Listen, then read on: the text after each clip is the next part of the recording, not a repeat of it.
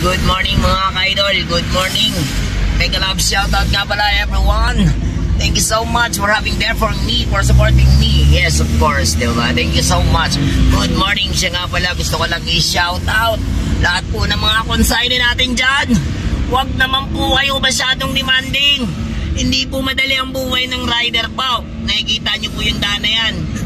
Pilit po namin minamadali yung mga ginagawa namin. Pinapatay po namin yung oras namin para lang po maihatid yung mga parcel nyo. Pero sana po, pakiusap naman po sana. Huwag po kayo masyadong demanding.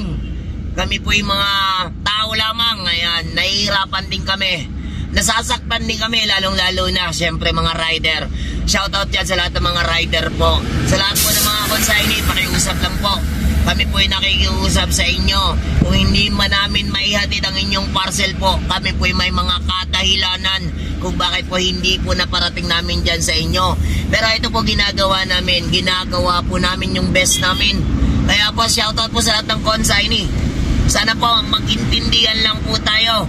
Huwag lang po kayong demanding. Huwag niyo po sisigawan ng rider. Kasi napakahirap po ang buhay ng rider. Na katulad ko rin.